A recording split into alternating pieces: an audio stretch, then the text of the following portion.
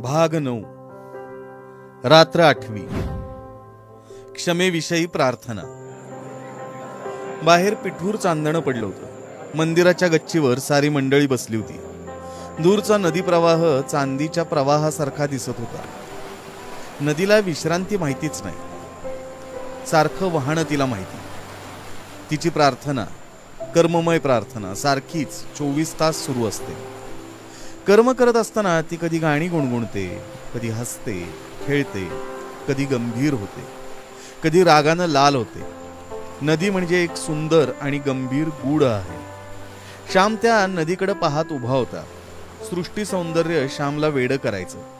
कधी रम्य सूर्यास्त पाहून जणू त्याची समाधी लागायची आणि पुढील चरण त्याच्या तोंडातून बाहेर पडायचे।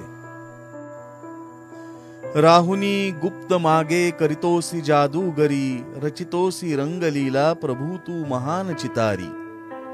ती पाहू तृप्ती नारे बघून, शतभवानांनी हृदय येई उचंबळून।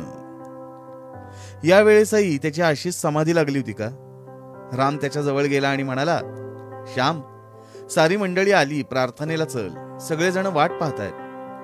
हो, मी आपला पाहतच राहिलो, असं म्हणून श्याम त्याच्यासाठी असलेल्या जागेवर जाऊन बसला।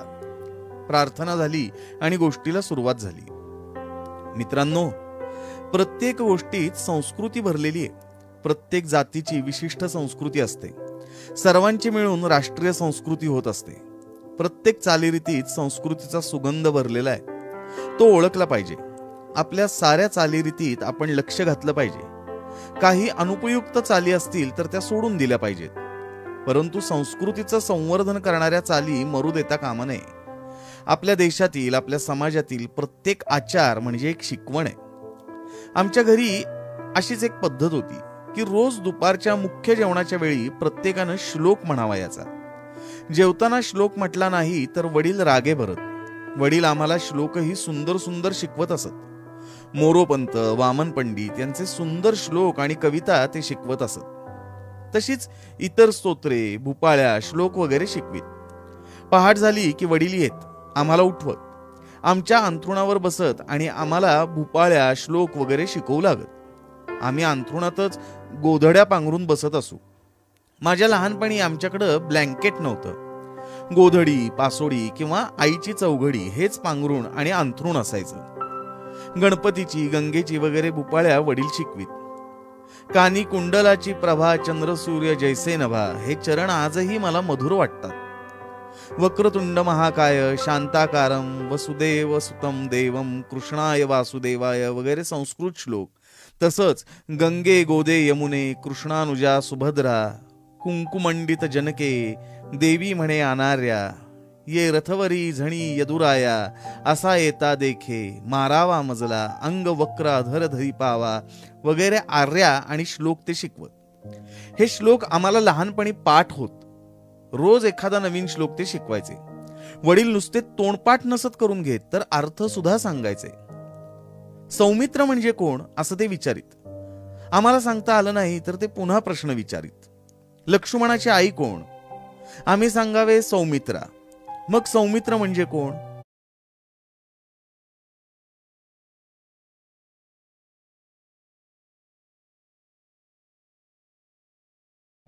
आम्ही अंदाजाने सांगावे लक्ष्मण। भले शाबास, अशी मग ते शाबासकी देत। सौमित्र याचा अर्थ सांगितल्यावर मग राधेय म्हणजे कोण, सौभद्र म्हणजे कोण वगैरे विचारित। जणू शिक्षण शास्त्राप्रमाणे ते शिकवीत। वडिलांच्या या पद्धतीमुळे शेकडो संस्कृत शब्दांचा अर्थ आम्हाला समजू लागला होता। वडील पहाटे शिकवीत तर संध्याकाळी आई शिकवी। दिव्या दिव्या दीपोत्कार, कानी कुंडल मोतीहार, दिवा देखून नमस्कार, किंवा तिळाचं तेल कापसाची वात, दिवा तेवे मध्यानरात, दिवा तेवे देवापाशी, माझा नमस्कार सर्व देवांच्या पायापाशी वगैरे आई शिकवत असे। आम्हालाही त्यामुळं पाठ करण्याचा नाद लागे। दुपारी जेवणाच्या वेळी जर वडिलांनी न शिकवलेला परंतु आम्हीच पाठ केलेला श्लोक आम्ही म्हटला तर वडील शाबासकी देत। त्यामुळं आम्हाला उत्तेजन मिळे। गावात कुठेही लग्नमुंजी पंगत असली किंवा उत्सवाची समाराधना असली, तिथंही मुलं श्लोक म्हणत। जो श्लोक चांगला म्हणे त्याची सारे स्तुती करत। अशा रीतीनं घरीदारी श्लोक पाठ करावयास उत्तेजन मिळे। जेवताना सुंदर काव्य, सुंदर विचारांचे श्लोक कानावर पडत. जणू ते ऋषितपर्णच होत असे. गावात कुठे जेवणावळ असली तर आमच्याकडं बोलावणं असायचंच. आमच्याबरोबर वडीलही आलेले असतील तर श्लोक म्हणावयास आम्हास मानेने, डोळ्यांनी इशारा देत आणि आम्ही लगेच म्हणत असू. घरी गेल्यावर वडील रागावतील ही भीती असायची. मला श्लोक जरी चांगले आणि पुष्कळ येत होते तरी पंक्तीत मी लाजत असे.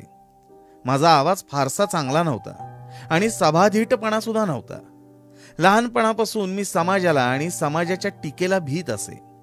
मी लाजाळू पक्षी आहे. अजूनही फारसा माणसाळलेला झालो नाही.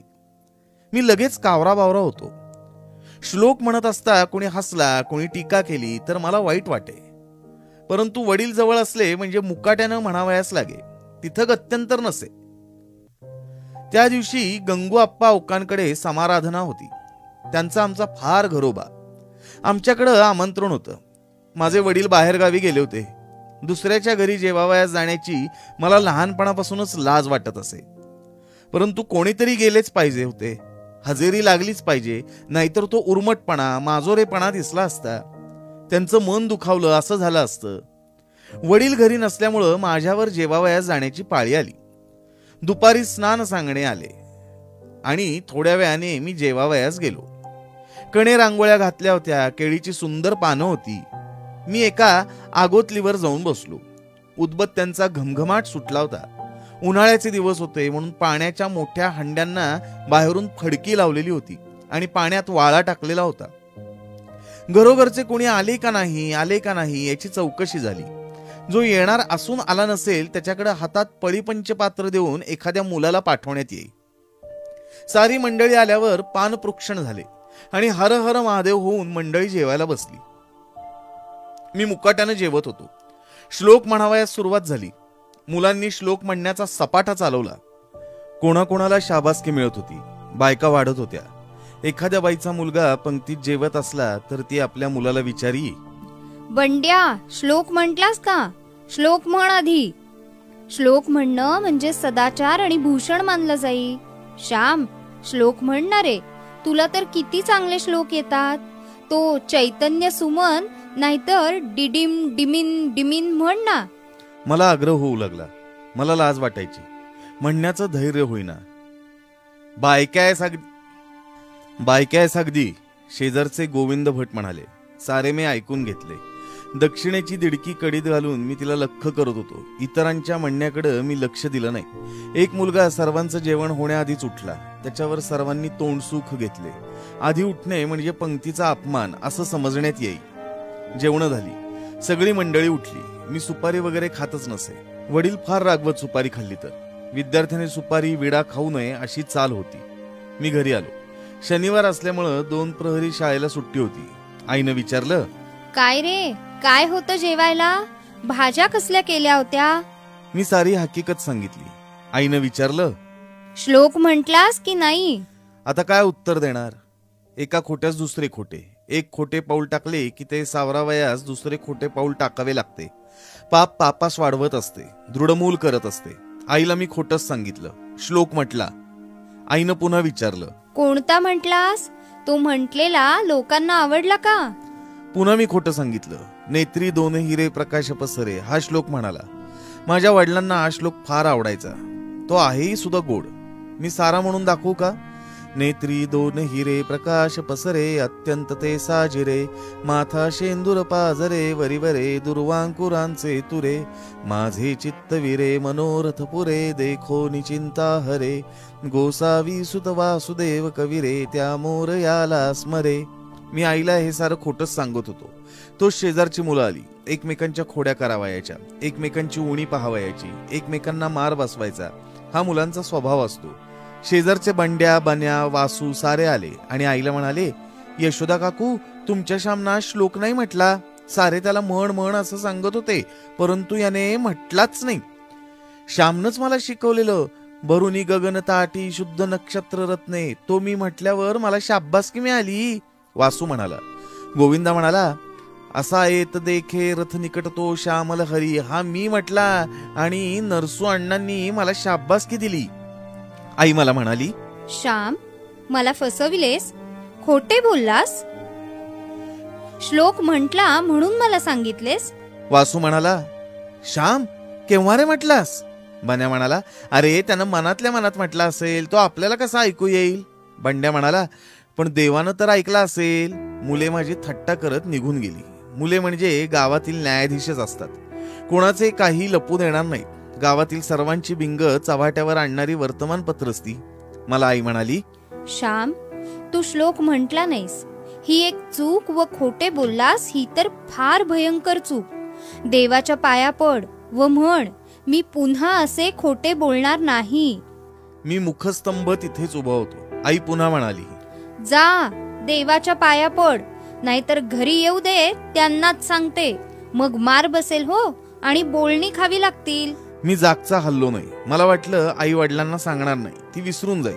आजचा तिचा राग उद्या कमी होईल. आई पुन्हा म्हणाली, नाही ना ऐकत? बरं, मी आता बोलतच नाही. वडील रात्रीच परगावाहून आले होते. रोजच्या प्रमाणे ते पहाटे उठवावयास आले. त्यांनी भूपाळ्या सांगितल्या, आम्ही म्हटल्या. वडिलांनी मला विचारले, श्याम काल कोणता श्लोक म्हटलास? आई ताक करत होती. तिची सावली भिंतीवर नाचत होती. उभं राहून ताक करावं लागे. मोठा डेरा होता. माथा सुद्धा मोठा होता. आईने एकदम ताक करायचे थांबवले आणि ती म्हणाली, श्यामने काल श्लोक म्हटला नाही. मला मात्र खोटेच येऊन सांगितले म्हटला म्हणून. परंतु शेजारच्या मुलांनी सारी खरी हकीकत सांगितली. मी त्याला सांगत होते की देवाच्या पाया पड आणि पुन्हा खोटे बोलणार नाही असे म्हण, परंतु किती सांगितले तरी ऐकेनाच. वडिलांनी ते ऐकले आणि रागानच म्हणाले, होय का रे, उठतोस की नाही?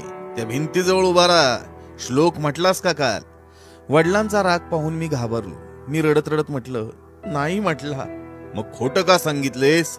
100दा तुला सांगितलंय की खोटं बोलू नये म्हणून. वडिलांचा राग आणि आवाज वाढत होता. मी कापत कापत म्हटलं, आता नाही पुन्हा खोटं बोलणार.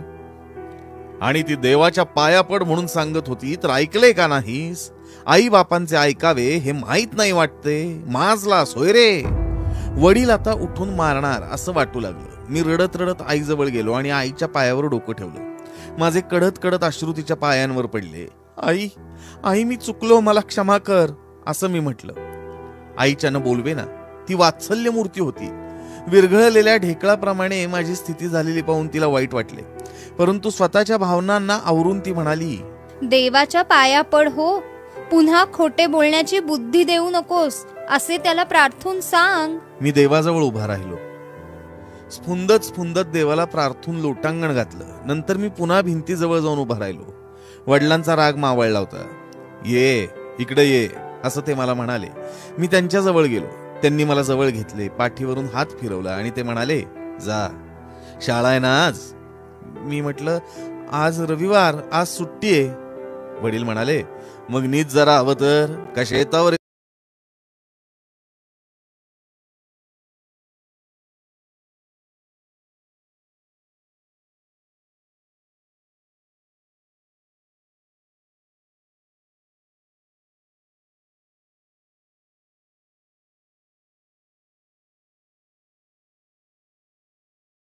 सोबत पत्रावळींना पानं पण आणू? मी होय म्हणालो. वडिलांचा स्वभाव मोठा हुशार होता. त्यांनी एकदम सारे वातावरण बदलले. रागाचे ढग गेले आणि प्रेमाचा प्रकाश पसरला. जसे काही झालेच नाही. आम्ही बापलेक शेतावर गेलो. माझी आई मूर्तिमंत प्रेमळ होती. तरी वेळ प्रसंगी ती कठोर होत असे. तिच्या कठोरपणातच खरे प्रेम होते, खरी माया होती. कधी कठोर प्रेमाने तर कधी गोड प्रेमाने आई या श्यामला आम्हा सर्वांना वागवत होती. कधी ती प्रेमानं थोपटी तर कधी रागानं धोपटी. दोन्ही प्रकारांनी ती मला आकार देत होती. या बेढप आणि ऐदी गोळ्याला रूप देत होती. थंडी आणि ऊब दोन्हींना विकास होतो. दिवस आणि रात्र दोन्हींमुळे वाढ होते. सारखाच प्रकाश असेल तर नाश. म्हणून एका कवितेत म्हटलेलं आहे, करुणी माता अनुराग राग, विकासवी बाळ मना विभाग, फुले तरु सेवुनी उष्ण शीत, जगी असे हीच विकास रीत.